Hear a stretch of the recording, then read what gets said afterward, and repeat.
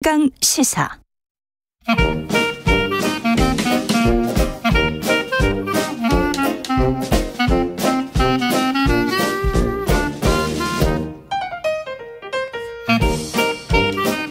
네, 최경영의 최강시사 월요일은 경제합시다 코너가 있는 날입니다. 서강대학교 경제대학원 김영익 교수 나와 계십니다. 안녕하십니까? 안녕하십니까? 예, 우리가 매일 공부를 해야 될 것 같습니다. CFD가 뭔지.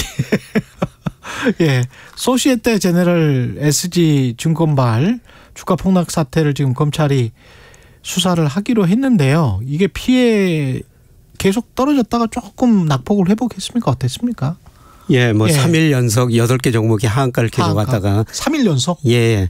그리고 지난 금요일 4일째는 일부 종목들이 좀 뭐 10% 20% 오르면서요. 회복했습니다. 예, 그런데 문제는 뭐 오른 만큼 그동안 참 많이 올랐었거든요. 그렇죠. 제자리로 다 돌아갔다는 겁니다. 아, 그래요?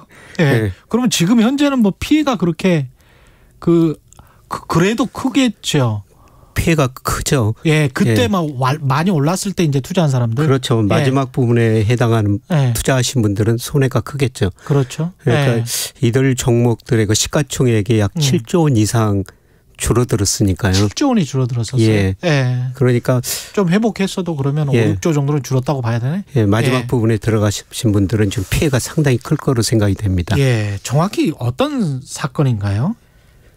그동안 이런 주가가 너무 많이 올랐었어요. 예. 그래서 예를 들어서 대성홀딩스, 삼천리 이런 거 주식들이 많이 올랐는데요.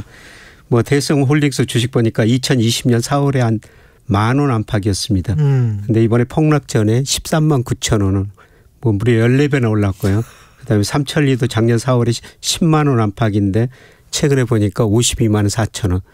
그러면 이런 주가들이 왜 이렇게 많이 올랐느냐. 예. 여러 가지 이유가 있는데요. 이런 회사들이 대부분 안정적 사업 구조를 가진 회사들입니다. 꾸준히 이익은 내는 회사들인데요. 이걸 투자자들 일부 투자자들이 뭐 가치 투자 형태로 투자를 너무 많이 모았고요. 그다음에 이 회사들 보니까 유통 물량이 굉장히 적어요. 그렇죠. 예를 들어서 대성홀딩스 보니까 대주주 계열사가 한 73% 가지고 있고요. 소액주주는 한 17% 가지고 있습니다. 우리나라 삼성전자 소액주주 비중이 67%나 되거든요. 예. 그러니까 유통 물량이 적으니까 주가 조작을 할 수가 있는 것이죠. 예, 그다음에 요새 가장 아까 말씀하셨습니다. 차액 결제 거래 CFD라고 그러죠. 예. 이거는 자기 이름으로 안 하고요. 증권인사 이름으로 투자를 하면서도 뭐 40% 정도 증거를 내면은 100% 주식을 살 수가 있는 이런 제도예요. 40% 증거금을 내면 100%를 살 수 있다? 예, 2.5배 정도 주식을 살 수 있는 거죠. 예, 그래서 이런 거를 활용해 가지고 이런 주식을 아마 많이 산 것 같습니다. 일종의 파생 상품인데 CFD 이야기를 좀 이따 하고요. 예. 주가 조작을 한 거는 거의 지금 확정된 건가요? 아직 공식 발표는 없는 것 같은데. 예. 예. 뭐 금융감독 검찰이 조사에 들어갔다고 그럽니다. 예. 예, 그래서 조만간 뭐 결과가 나올 텐데요. 어떤 결과가 나올지 뭐 쉽지는 않을 것 같아요. 이게 예, 그런데 어떻든 뭐 조사가 들어갔으니까 조만간 그 결과가 나올 것 같습니다. 방법은 어떻게 한 건가요? 통정매매 한 겁니까? 이 사람들도? 예, 통정매매도 있을 수가 있고요. 예. 예, 통정매매라는 것은 예, 서로 전화 계좌를 터가지고 그렇죠. 예. 뭐 얼마에 사겠다, 얼마에 팔아라 이런 것들도 있고요. 예, 그다음에 돈을 많이 모았던 것 같습니다. 일부 유사 투자 자문회사들, 컨설턴트들 예. 이런 사람들이고 돈을 모아가지고 이런 주식을 꾸준히 오랫동안 산 것 같습니다. 그런데 과거에 뭐 주가 조작이라면은 단기간에 이루어진 주가 조작이 많았었는데요. 그렇죠. 이번에는 이런 기업들이 안정적 사업 구조를 가진 기업들이다. 가치 투자다. 아, 가치 이런 투자다고 하면서. 예, 이런 식으로 유인하면서 꾸준히 돈을 모아가지고 상당히 좀 오랫동안 진행됐던 것 같습니다. 그렇군요. 예. 아까 2020년부터 뭐 오르기 시작했다고 했으니까. 예, 예. 그러면 뭐 한 2년, 3년 동안 예. 그러면서 이제 주가 조작 세력이 있었다라는 지금 의혹이 있는 건데 예. CFD를 통해서 이제 주가 조작을 더 잘할 수 있었다 뭐 이런 건가요? 예. 그러니까 우리가 주식을 살 때 예. 뭐 1억 있으면 1억으로나치만 주식을 살 수 있는 그렇죠. 거 아닙니까? 예. 예. 그런데 그 CFD 차액 결제 거래를 하려고 하면요.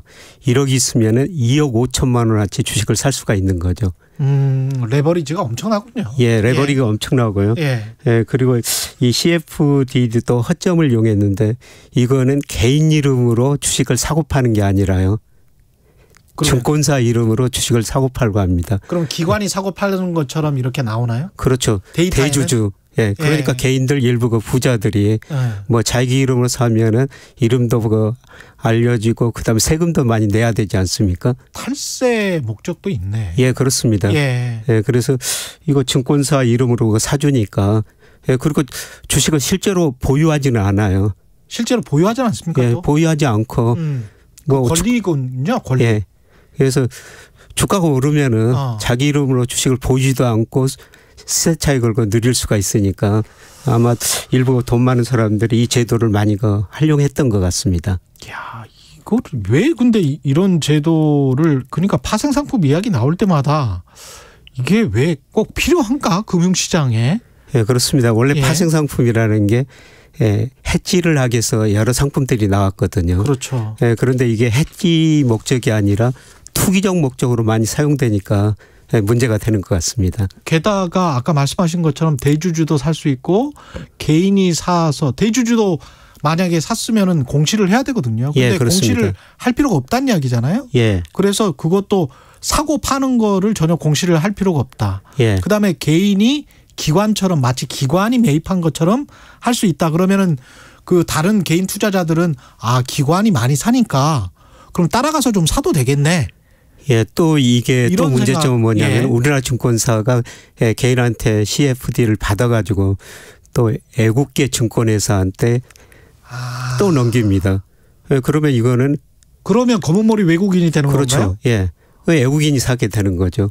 외국인이 사게 되니까 개인들이 뭐 공시도 안 해도 되고요. 그렇죠. 예, 그래서 이게 허점이 많은 것 제도인 것 같습니다. 사실은 대주주나 개인들 뭐 지금 보니까 뭐 프로 골퍼도 나오고 유명 예, 연예인들도 그렇죠. 나오고 그런데 그게 이제 기관을 넘어서 외국인처럼 매매 현황에는 그렇게 잡힌다는 이야기잖아요. 그렇죠. 그래서 우리 개인 투자자들이 뭐 외국인 주식 사면은 이 주식이 오르겠지 이렇게 생각한 분들이 우리는 그렇게 생각하거든요. 예, 사실 누가 사면 누가 팔고 그거는 분명히 맞아야 되는데요. 뭐 개인이 팔면 외국인 사고 기관이 사고 뭐 이렇게 해야 되는데 그런데 그런 인식이 높다 보니까 우리나라 그 주가 지수나 개별 종목 보면은 외국인의 주식 매매하고 우리 주가 지수나 그 개인 개별 종목도 보면 상관계수가 높습니다. 예. 그래서 외국인 사면 주가가 오른다. 그렇죠. 이런 인식이 널리 펴져 있죠. 이건 너무 심한 반칙 같은데요. 예, 그렇습니다. 그 기본적으로 투자를 하기 위해서는 정보의 균형성, 평등한 정보가 모든 투자자에게 일시에 똑같은 시간에 전달된다. 이게 자본주의 금융시장을 지탱하는 원칙인데 이거는 막 회피할 수 있도록 만들어놨네요. 이 제도 그렇습니다. 자체가. 문제가 많이 있는 것 같습니다. 그래서 아마 이번 사태로 제도 개선을 좀 많이 해야 될 것 같습니다.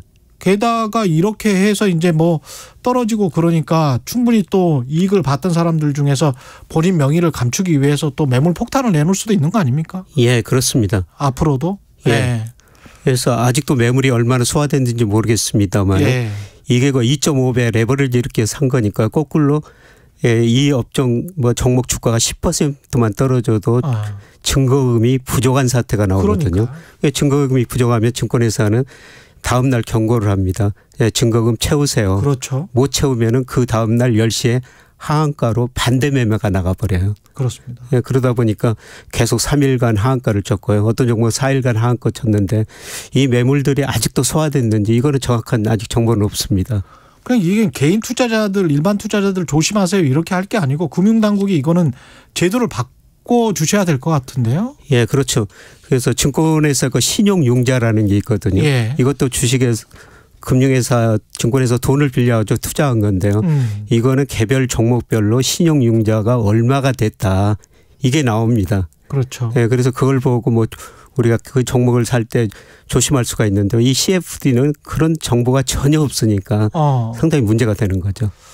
이게 뭐 금융시장 뭐 선진기법 뭐 개발하고 도입하고 뭐 그런다고 하면서 아마 들어온 걸 텐데 분명히 근데 이런 부작용이나 이런 것들을 전혀 생각을 못했다는 거는 좀 아닌 것 같습니다. 예. 네. 그리고 우리 투자자 입장에서도 좀 주식은 투기 수단이 아니다. 그렇죠. 이번에 예, 또 투기 수단으로 이석돼 버렸는데. 종종 당당하게 게임을 해야지. 예. 남은 지금 다 패를 알고 있고 아니면은 자기의 패를 숨길 수 있는 엄청난 권한을 주고 난 다음에 예. 게임을 하라 그러면 안 되죠. 예. 예. 예. 그리고 우리 투자자들 좀 인식해야 될 게 이게 주가라는 것은 일부 투자자들이 만드는 게 아닙니다. 결국은 기업이 만드는 거거든요. 그렇죠. 주식이라는 건 결국 번질 가치에 접근하게 돼 있어요. 그렇습니다. 이번에 그 3, 4일간 하한가 치면서 이런 모든 종목들이 거의 제자리로 돌아갔거든요. 적정 가격으로 돌아갔다. 예. 예. 예. 그리고 요새 그 리딩방 같은 게 생겨가지고요. 예. 거기에 많은 그 사람들이 거기에 따라 주식을 사고 파는 경우도 많거든요. 현혹되지 말라. 예, 거기에 현혹되지 말고요. 심지어는 제 이름으로 만든 거 리딩방도 몇 개 있어가지고요. 아, 예, 그럼 4층이에요? 4층입니다. 아, 그래서 조심하십시오. 실제로 손해 보시는 분들이 있고요. 예. 예, 절대 리딩방 이런 거는 피하셔야 됩니다. 예. 최경영의 최강시사에 김영익 교수님이 이렇게 실물로 나오실 때 그때만 믿으세요. 그리고 저희가 뭐 종목 추천이나 이런 거를 해드리지는 않으니까 예, 전반적인 그렇습니다. 경제 상황을 이야기를 하니까요. 환율과 관련해서는 약간 좀 1340원 왔다 갔다 하면서 왜 이러는 겁니까? 달러 인덱스는 오히려 떨어졌던데. 예.